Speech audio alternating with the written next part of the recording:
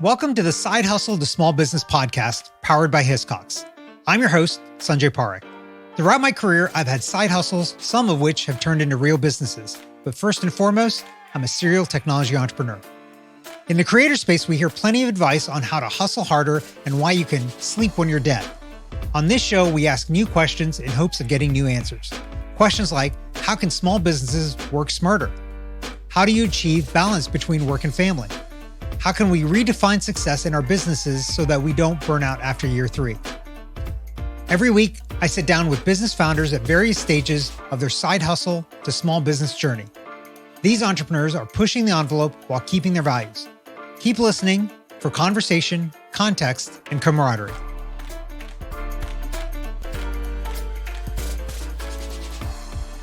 Today's guest is Jen Bauer, a mom of 2, a veteran, a grad student, and the founder of Fortuna Money, a financial coaching service based in North Carolina.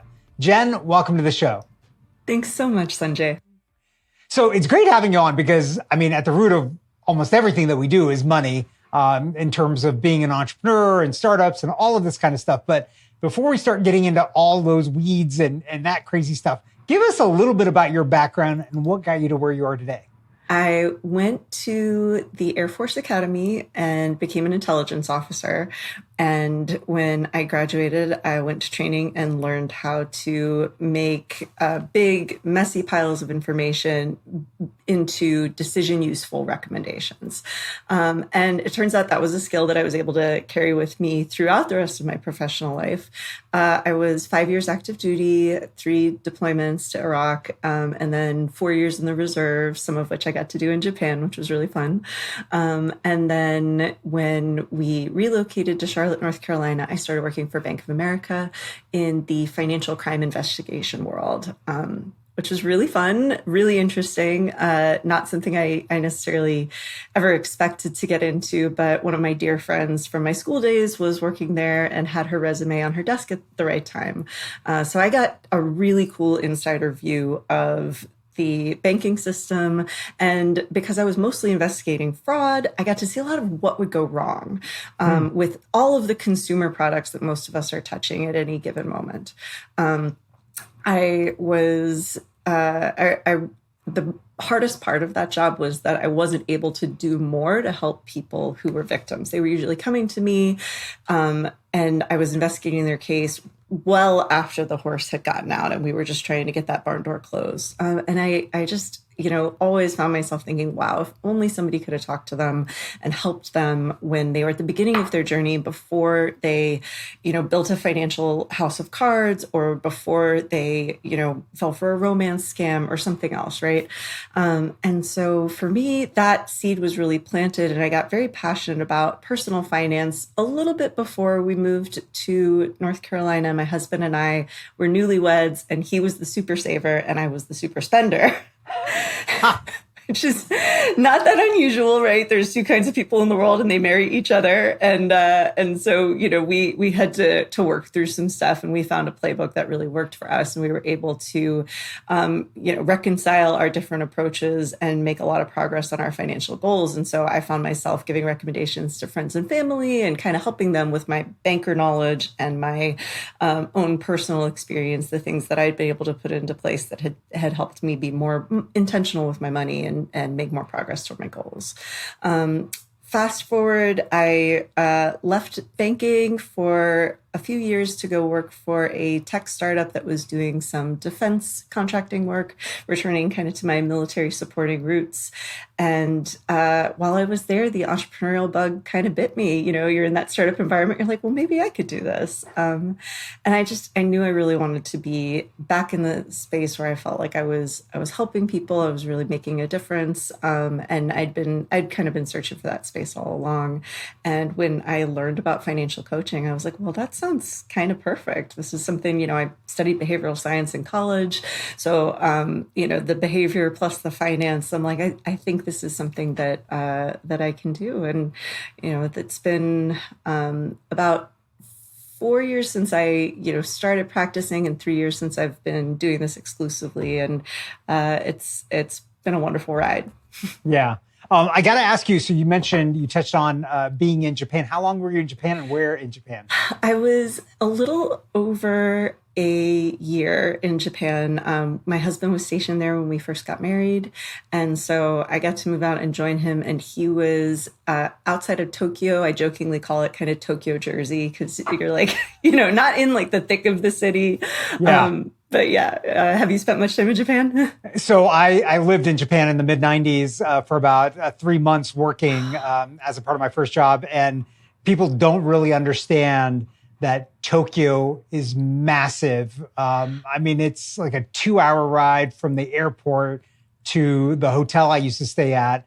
And it's all still within Tokyo, right? Yeah. And that's in the middle of the night with no traffic. And it's still that far. It's just people don't really understand the massiveness of some of these places and just how much stuff there is. But okay, let's talk about the business and kind of what you did. So you started this as a side hustle. You got that shine of entrepreneurship on you because you were at a startup. Was this the first time that you'd done anything entrepreneurial yourself, or was there something when you were a kid or family or anything else like that? Oh, no. I joked for years that there was not an entrepreneurial bone in my body, that I wish there was, because I would have, fun ideas, but I'm like, yeah, but that's, I would never do that. And I, come from a long line of veterans, but also employees, right? So my mom's a nurse and my dad he has a job in the government. And so it's in law. And so we're really like very much not entrepreneurial people. My husband's family similar. And so it was really just kind of figuring it out as I went. Yeah. Okay. So I got to ask then, what was the reaction when you told people in the family, yeah, I've got this good job, but I'm going to quit it to do this entrepreneurial thing of my own? So honestly, I have been so lucky to have just so much support, and they're really proud of me. Part of it, I think, is that we as a family had worked really hard before I went out to do this on my own to make sure all of our financial foundations were really well shored up, and that this was a leap we could make without necessarily rocking the boat too much. And, my husband's a pilot, and so he travels pretty extensively. And I think my family was a little relieved that I would be able to work more flexibly and kind of set my own schedule, and be able to, get a little quality of life back. Joke's on them, because you know how it is when you're an entrepreneur. You're like, you're never really not working. It's and I think we'll touch on that in a little bit. It's funny because it usually goes one of two ways with people, right? It'll be, wait, you've got a really good job. Why are you quitting that again? Or, hey, I'm really happy for you. How can we help you? Like it's Yes. There's no really in between those two things. And I've definitely had the former when I quit my first job to start my first company. Like, from my parents, like, wait a minute, so you're quitting your job? We don't really understand why. So yeah, it's always interesting to hear, especially from when you're in a family where nobody else is an entrepreneur. Kind of that reaction. Okay, so you had this like itch to do this thing. How did you decide, like, hey, I'm going to take my financial experience background and that's the thing that I want to go do? Like, how did you land on that idea as something that you wanted to pursue? So at the time, I was actually working with a really wonderful coach here in Charlotte. Her name's Carrie Wren, and she was someone who a friend had connected me with and was helping me kind of understand a little bit more about what I wanted to get out of life, and what direction I really wanted to build in, and thinking more kind of long term about the things that gave me fulfillment. And she gave me homework at one point to take a day off from work and really think about what I wanted. And I had been struggling to take time off, and I was, just nose to the grindstone and trying to prove myself at what was then kind of a new job.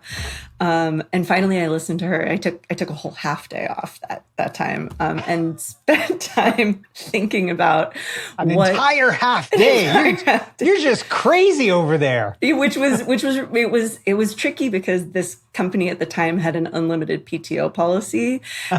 And you know how those are when you're kind of not sure, like, how much you're actually allowed to take. Right. And so I didn't want to be seen as abusing the policy. But at the same time, I really did need to spend some time doing some thinking and just interrogating my values and the things that kind of lit me up when I was working, the things I wanted to be doing more of, the stuff that shut me down and frustrated me. And I'm like, well, what kind of a job could I do where it looked like more of the stuff that makes me happy and gives me energy. And, a whole lot of web searches later, I stumble across, the different types of career fields that exist in, giving financial advice to people. And the advisory field had, different barriers to entry, but financial coaching sounded like something that I was pretty excited to do. I wanted to work closely with people and, help them become more empowered in their lives. And I had the expertise on my own to do some of that financially, and give recommendations to people on their financial choices, but with a lens of compassion. That was something that I really wanted to do. I didn't want people to feel shame about their finances. And so, kind of seeing, well, hey, there's this field that kind of blends the, care work that I wanted to do with an expertise that I have. Yeah. Was there anything that, going through this process that made you nervous about starting your own thing? And so what was that? How'd you get over that? This is going to maybe infuriate any of the aspirational entrepreneurs who are listening, but the only way to get over being nervous was to get out there and start doing it.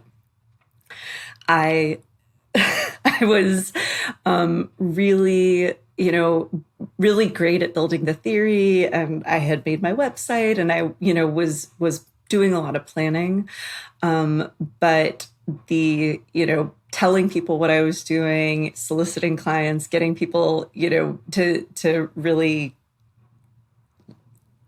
sitting down and do the work with me. I was terrified. It was something, and I know that sounds kind of crazy, but I didn't want to make a mistake. Recovering perfectionist, all or nothing thinker, and it's like, well, if I'm not good at it right out the gate, what's the point? And I didn't know then that, like, especially in service-based businesses, your clients will teach you what you need to give them. And so I started helping some people pro bono to get those reps in. And, I didn't feel as bad about that because I'm like, well, you get what you pay for, right? I'll refund all your money exactly. if you don't like it. Yes. But as I did that work, and I learned from people, and I kind of learned what some of the pain points were. And then, it began this slow, beautiful iteration spiral that continues to this day. Yeah. So how did you decide on what kind of clients you wanted to work with? And what are those that you like the most working with? So the, and I was listening to another one of your episodes with the organizer, Danae, and I really enjoyed that episode. And initially the clients you work with, right, are the ones who will pay you. Anyone who comes in. Or that will take your pro bono work. Exactly. Exactly. And then it kind of became, I was really kind of helping whoever came to me, whoever came across my threshold. Right. Very happy to help them. But then I also recognized that there are people who have problems that are beyond the scope of what I can do. And there are also people who want to be ready for change, kind of the like sign up for the gym membership and it feels like you're taking action, but like you don't actually go and work out, right? Yeah. And so, I have been very fortunate that most of my business after the first year or so when I was taking paying clients, it's been just word of mouth referrals and people who send their friends to me. And so there's a lot of real like-mindedness. But I have had the best results with people who are very clear on their values, who have recently, either had kind of an awakening moment where they've gotten a lot of clarity, or they've had a financial moment where, they've taken a new job and they're making a lot of money, or there's an inheritance or something else.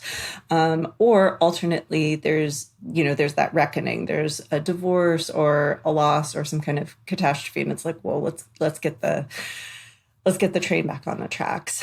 And so, people who are open to change, open to suggestion, ideally couples who like care about each other and communicate well.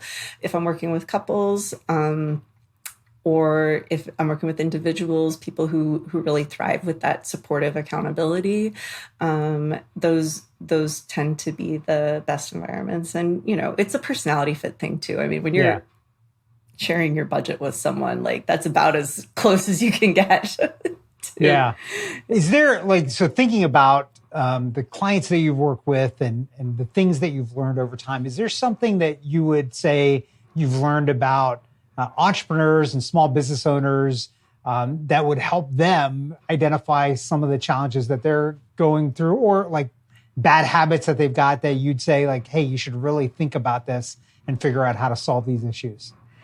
Yes, absolutely. And I think, entrepreneurs, a little bit different than the individuals with entrepreneurs. I would say the biggest mistake I see people make is continuing to mix their personal and business a lot.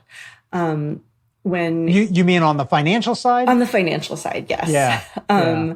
And I don't know if you see that, you talk to a lot of entrepreneurs, but that's one of those things that, it's very easy to kind of slide, especially when you start out as a side hustle and you just kind of like slide into it. And then before you know it, you're sorting through your entire year of bank statements, trying to figure out what you need to talk about on your taxes. Right. Yeah. No, that's definitely, I have seen that before, just as you have. That is something that, a little bit of pre-planning helps with that, because it makes tax season just that much easier and then less risky that you're going to do something wrong or whatever. Is there something, so beyond that, is there, like any other financial stresses that you've seen either with people or especially with entrepreneurs that you've got strategies around about how to help them avoid those or at least manage them a little bit better? Yeah. One thing that comes up a lot with individuals, and it can come up with entrepreneurs, which is kind of the opposite problem, is adding more complexity than you actually need. And so you have a system that's not very resilient to when life happens. Sometimes I have clients who come to me and they have been doing so much work. They have read the books, they've watched the YouTubes, they've listened to the podcasts, and they've opened up like multiple different bank accounts, and they're trying to pay bills out of these different accounts and spend out of this account, and their spouse gets a special account, but their life isn't really set up for high complexity management. There isn't some like magical third person who's making sure all of that happens. And so really like we need the least complexity that gives you decision useful information.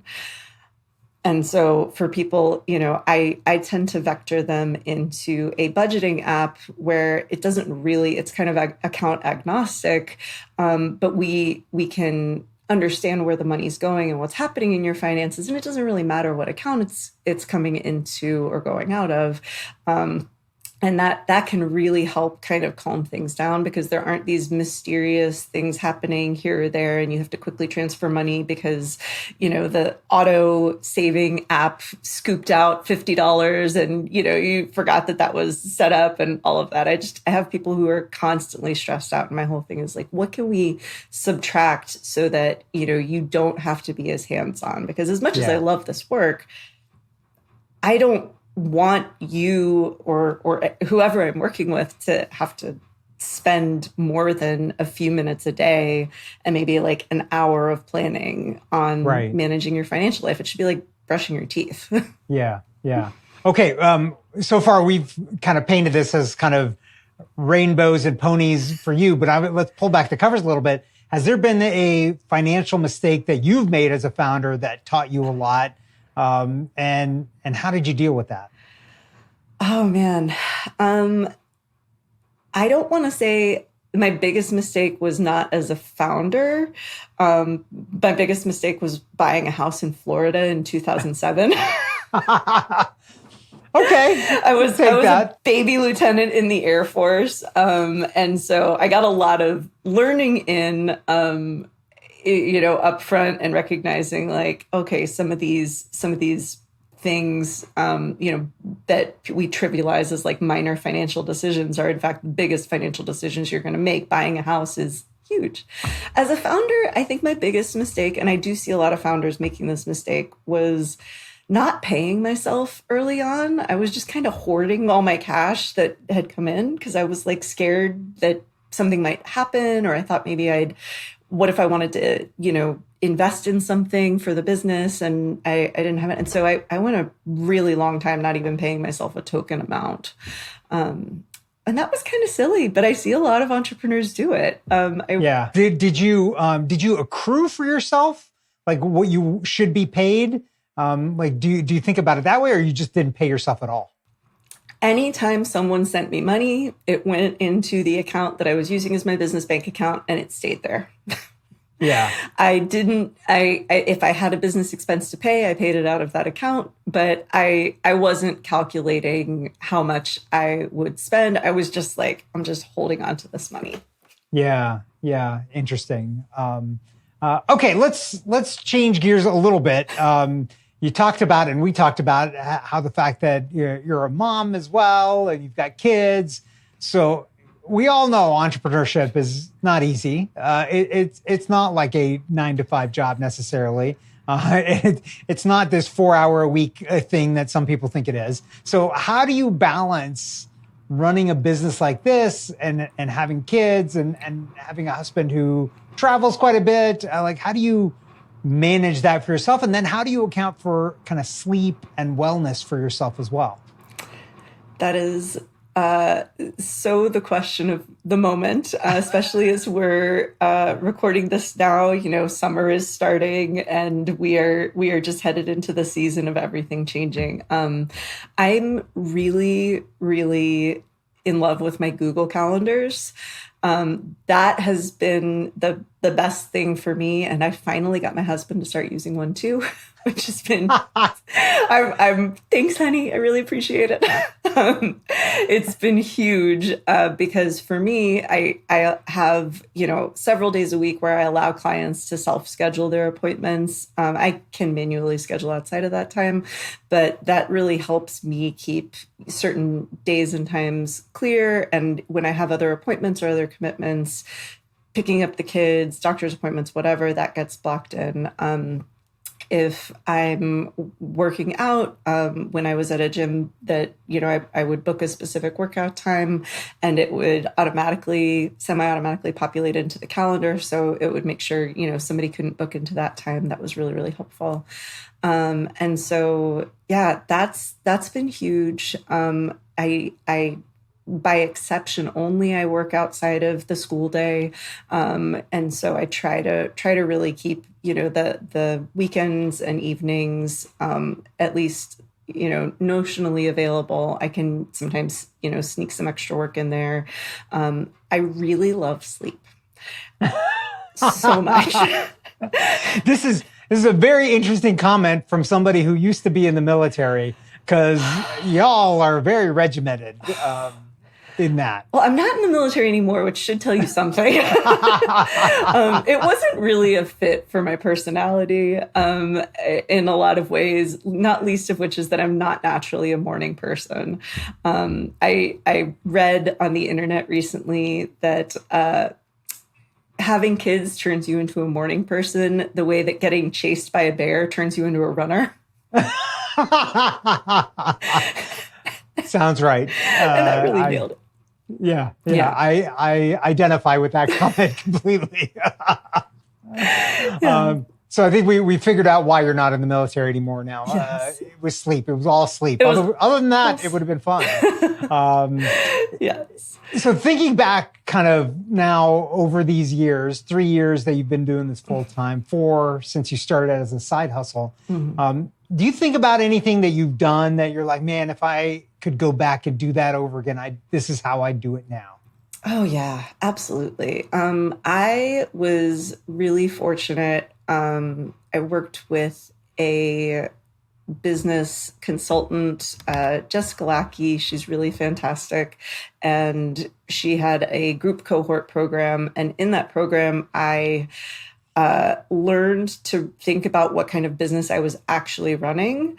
Prior to that point, I'd been, running things on my own for about a year and a half and kind of muddling through, and didn't really recognize that there was a big difference between a lot of the one size fits all advice that I was getting from the, internet and from some of the business books versus from, what I'm doing is really running a, small client retainer, individual, I need deep relationships with people. I'm cultivating long-term stuff. I don't ever need to place a social media ad. That's just who's going to randomly start talking about their money to someone because they saw a Facebook ad, right? Right. And so really understanding more about what it takes to kind of build your authority as a thinker in the space, not to try and get clients necessarily, but to kind of,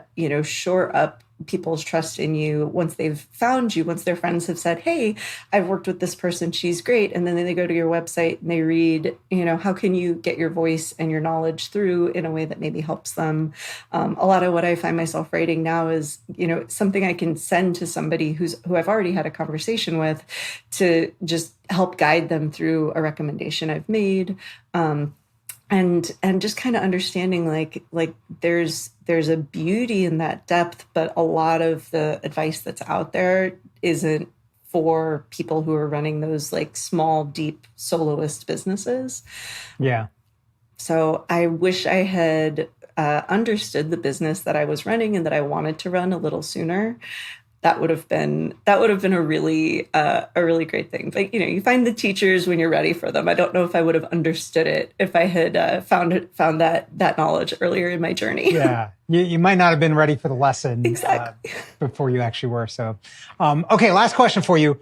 If you were talking to somebody that was thinking about doing what you did and launching a side hustle or taking their side hustle and making it a full-time business, what advice would you give to them? If I were talking to someone who wanted to take a side hustle and move it into that full-time space, I would encourage them to take their a really comprehensive audit of their personal financial life as well as their business financials and understand what they need their business to do and how consistently they need their business to do it in order to maintain the lifestyle that they're currently in. They might not need their business to do anything if they have adequate savings or, a reasonable cost of living or a partner whose income can kind of shoulder the main burdens of the household while they build. But there's a lot of this leap in the nutshell up here recommendation engine out there that I don't love because sometimes you actually do need to have more of a gradient shift away from having a full-time job and a full-time income into like your business supporting you, or your business model may never be able to support. It's not a question of growth, but it's just a question of like, you'd have to work, 100 hours a day to make this work, right? And keep all of the things in your lifestyle the way you want it to. And with that knowledge, you can make those decisions, but without like really understanding how those two pieces play together, your personal and your business finances, it's going to be really challenging for you to feel confident, because like the great thing about the way that I feel I did it, not to brag, but, I was very cautious about when the time was right for me to take this and do this as my whole thing. And so I was able to say no to things that didn't feel aligned. I was able to say no to things that felt yucky or stressful, and really stay, plugged into my values. And I don't want anybody to have to feel like they're doing something that isn't aligned, or that doesn't make sense, or taking on debt or any kind of unnecessary risk because they have fear and they don't have enough information to make a good decision. Yeah. Great response there to that. Jen, this has been fantastic. Where can our listeners find and connect with you online? So I am not very active on social media. Occasionally when I write something, I'll share it online. But my main outlet for communicating with people, I have a Substack, and it is Fortuna Money on Substack. So that would be the best place to find me and stay in touch. I have a newsletter that I write. I try to send out once or twice a month, and share personal finance tips and some stories about, things that have happened, and just, try and help keep everybody informed and plugged into their best and calmest financial life. Awesome. Thanks so much for being on today. Thank you, Sanjay. Thanks for listening to this week's episode of the Side Hustle to Small Business podcast, powered by Hiscox. To learn more about how Hiscox can help protect your small business through intelligent insurance solutions, visit hiscox.com. And to hear more Side Hustle to Small Business stories or share your own story, visit hiscox.com/side hustle to small business. I'm your host, Sanjay Parekh. You can find more about me at my website, sanjayparekh.com.